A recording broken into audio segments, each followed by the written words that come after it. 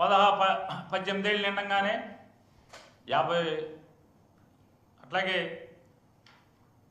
59 ఏళ్ళు లోపు వాళ్ళందరూ కూడా డబ్బులు వస్తాయి అనుకున్నారు. నెల నెల 1500 వేస్తారన్నారు.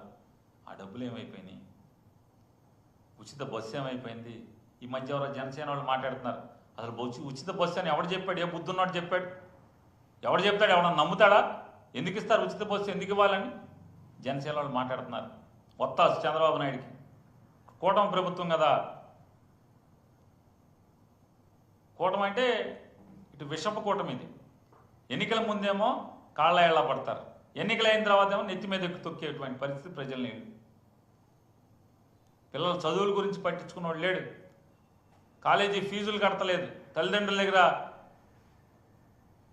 జుట్టు పట్టుకుని మరీ కాలేజీ యాజమాన్యాలు వసూలు చేస్తున్నాయి. పేద విద్యార్థులు అందరి దగ్గర తల్లిదండ్రుల దగ్గర డబ్బులు వసూలు చేస్తున్నారు ఫీజులు కట్టమని. ఈ ప్రభుత్వం కట్టదోసి వస్తాం, మాకు అనవసరం, ఆడు కడితే అప్పుడు మేము వేస్తాం లేవయా అని చెప్పి దబాయించే పరిస్థితి. పరీక్షలు రాయనివ్వట్లేదు. మెస్ ఛార్జీలు ఏది మీరు పిల్లలు చదువుకునేటువంటి వాళ్ళందరూ కూడా పేద మధ్యతరగతి విద్యార్థులకి మెస్ ఛార్జీలు వేరు. ఏం చేద్దాం అనుకుంటున్నారు ఈ రాష్ట్రాన్ని? ఇంత దగా, ఇంత మోసం. ఈ రోజుకి ఏం సిగ్గుపడకుండా అబద్ధాలు చెప్తారు. ఎంత బరితెగించారంటే వీళ్ళు. పిఠాపురంలో దళితుల్ని వెలివేస్తే, గ్రామ బహిష్కరణ, సంఘ బహిష్కరణ చేస్తే, పిఠాపురంలో దళితుల్ని